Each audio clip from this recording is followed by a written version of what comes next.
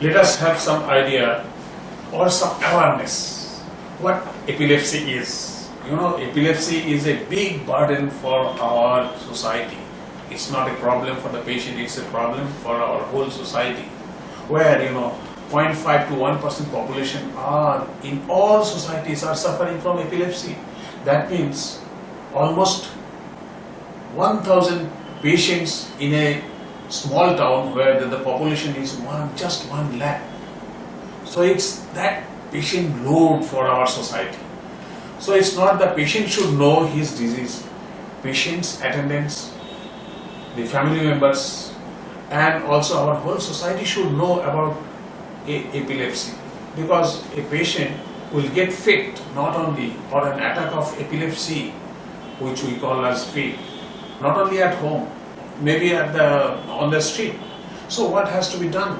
What one should know, everybody should know, and everybody should know about its treatment also.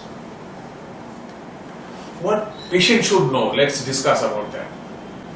Patient should know that he was taken to a doctor, or he has gone to a doctor, he or she has gone, and doctor has done tests, has given medicines.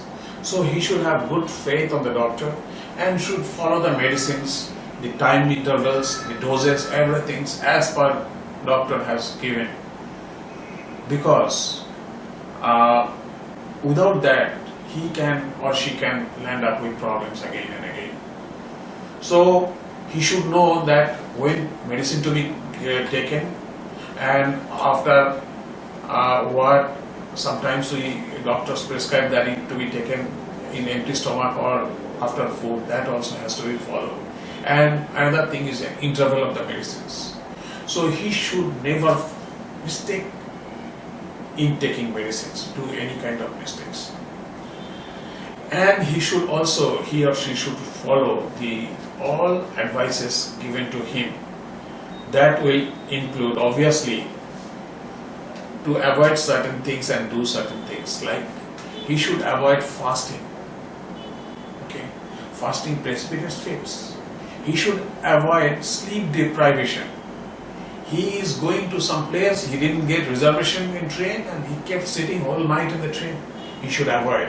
Some function in their home or some function or marriage, somebody fasting, that spoils many times. So he should or she should never fast. That will precipitate fits. So this should be taken care of. And certain guidelines must have been given by doctor about driving, not to drive for certain period unless fits are controlled, or working with sharp instruments, moving instruments, machines, or working with fire, cooking with open fire. Now we have many things, many alternate things like induction cookers and all, and those are that way safe. So one should avoid working with fire or cooking also with fire, and one should take care of certain other things like going off hill or climbing stairs. If fits are not controlled, if somebody suddenly gets a fit in a place where he is unsafe, and if he gets a fit and he falls down and lands up with a problem, that should be, one should take care of that area also. And now family members should know certain things. This is not only for the family members, because patient will have fits in home and also in the streets. But first I will tell you what family members should know. Family members at least should monitor that the patient, maybe a child, small child, that whether he or she is taking medicine in right time, because always patient will not understand. Or some patients may have some higher mental function who cannot take medicines on their own. This care has to be taken by the family members or caregivers or attendants. So this, if not taken care of, fits are very difficult to control. Even if doctor has advised medicine, fits are not controlled. And next part, everybody should know, not only attendants. Also, whole society should know. If they see somebody getting a fit in the street or at home, what they should do. Number one is, one healthy person walking in the street, suddenly falling on the street and throwing fits, one should not be panicky. This is number one. And number two, everybody should know what not to do. Nobody should rush with a chappal or a shoe towards the patient and put it on the patient's nose. That's what is happening everywhere. That spoils. Patients are at times, they become miserable with this shoe smells and all. And number two is, next thing, one should not come with water and throw in the mouth, because patient is not going to swallow or eat anything during a fit. He or she likely to aspirate it. The water may go into the lung. It's not going to help him or her. It may spoil him or her. And number three is, one should not bring a spoon or even should not put a finger in the mouth, because it's seen that the people put a spoon or anything metallic in the mouth to open the mouth. That should always be avoided. That spoils, that kills at times a patient, injures a patient.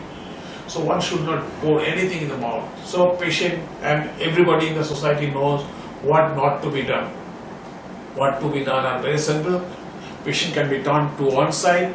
Mouth should be cleaned with a piece of cloth, mouth and nostrils, because froths or secretions are likely to come out. So that should be drained out or it should be mopped off. That's all, nothing more. And the place should be airy. The windows or people should not make a big crowd around the patient, so that the oxygen and everything's air. The area should be airy, so patient should be able to breathe. And if doctor has advised, one can install some medications. There are medicines now. Intranasal puffs can be given to control a fit. Even per rectal, some medicines can be given, but the family members or the caregivers should know from the doctor how and what dose it should be given. By the time one takes out the medicine from his cupboard or anywhere, the fits are controlled. So the caregiver should know that if fits are controlled, the patient throwing limbs have stopped, patient is unconscious, please that time don't give medicines. If it is recurring or it continues for a long time, in that case you can give it. So that doctor obviously will guide him. So this is another area which patient should take care of. And next, one should not wait. Should immediately take the patient, and if patient getting repeated fit, should consult the doctor concerned or take the patient to a medical emergency where the facilities are there to control fits. Continuously one patient getting fits is called status epilepticus, that need to be treated in a different way. There are certain things one and whole society should know about a patient of epilepsy. Epilepsy patients are, they are not untouchable. It's not a communicable disease. So it's not that somebody staying in the family with fits, others' life or health is in danger. It's not that. It's not communicable disease. This should be clear to everybody. Even a patient with epilepsy, if his or her fits are controlled, can enjoy a normal life, can have children, mother can breastfeed their children according to doctor's advice, obviously.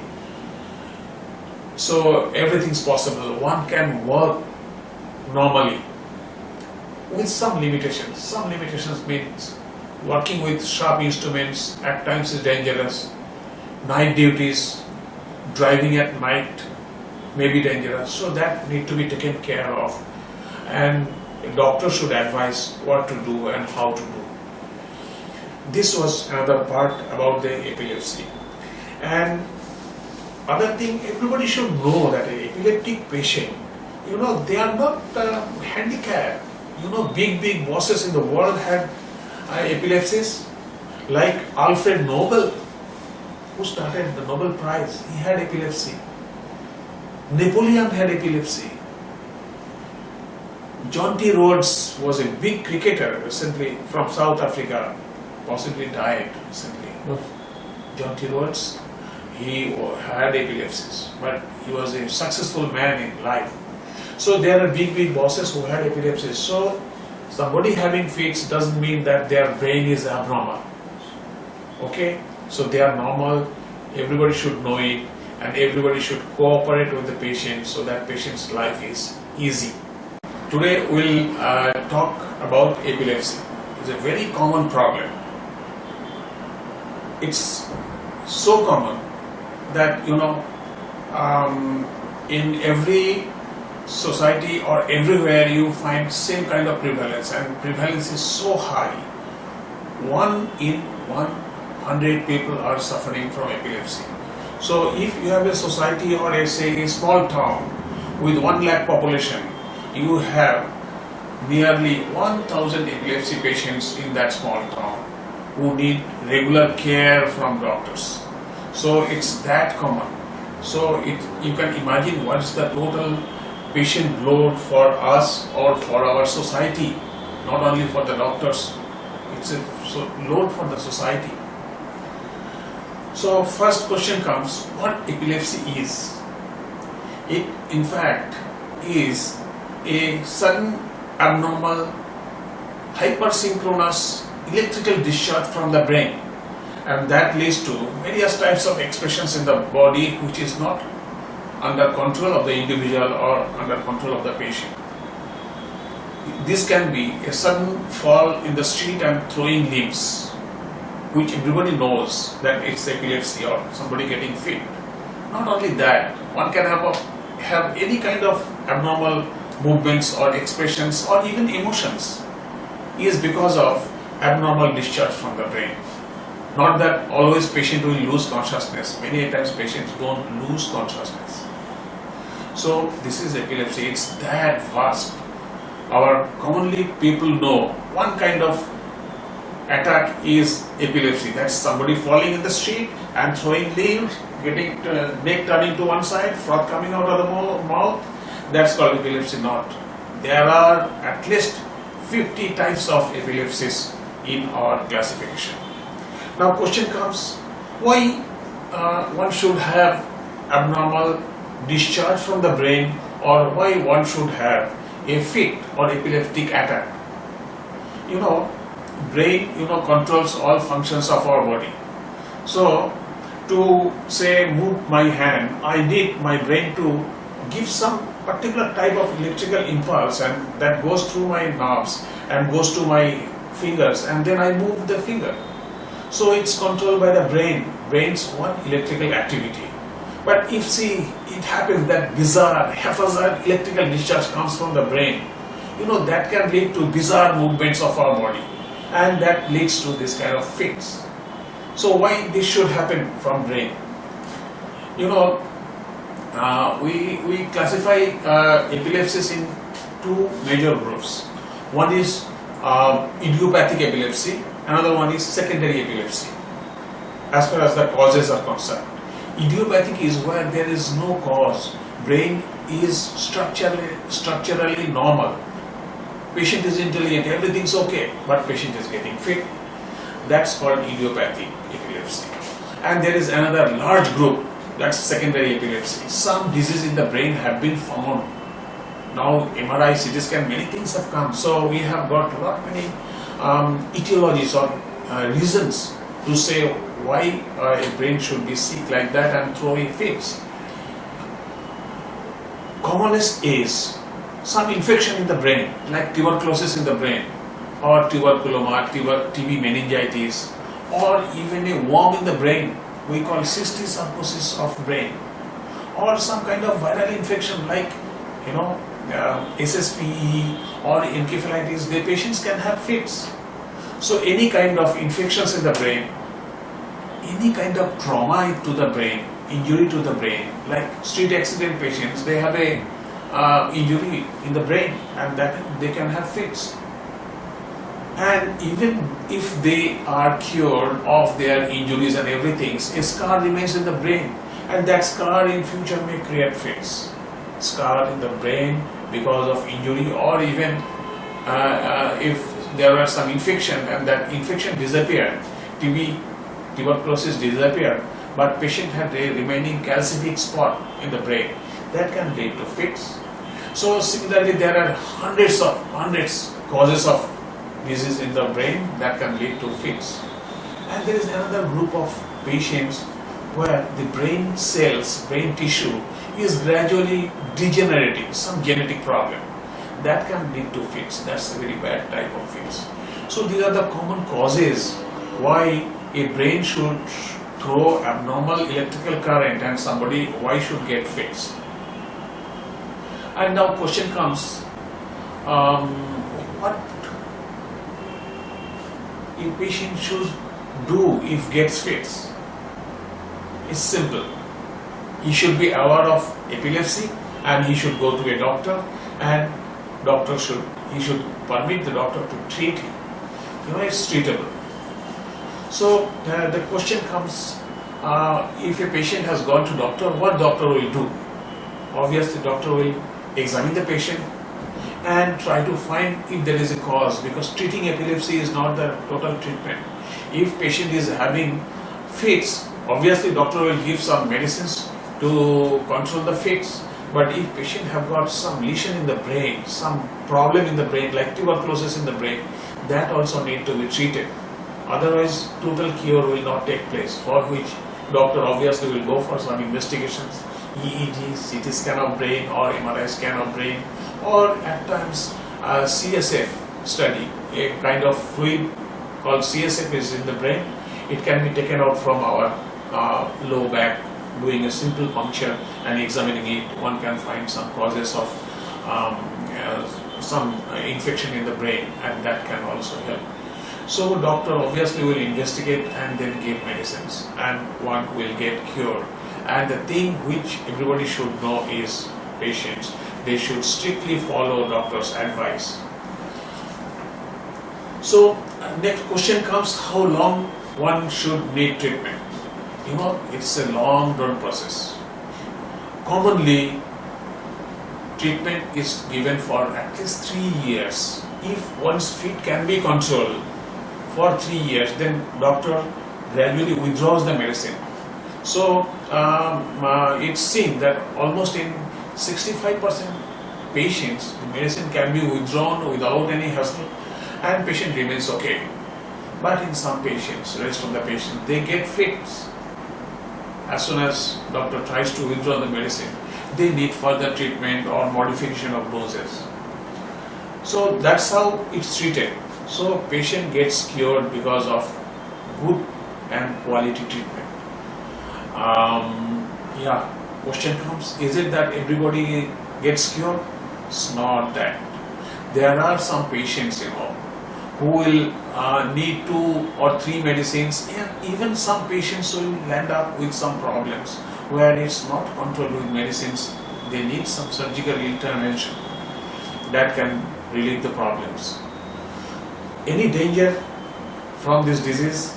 This question comes to everybody. Yes. Dangers because of fits. If not treated, one can land up with status epilepticus, a kind of fit where one continues to have fits and fits and fits, no interval between, and patient can even die. And other thing is, question comes that the patient dies because of fits or because of something else. It's not because of fits.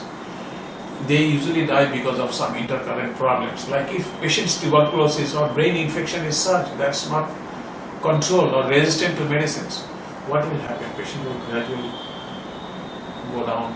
But one should take a chance, treat the patient, and leave everything up to the competent doctor who knows about the problem.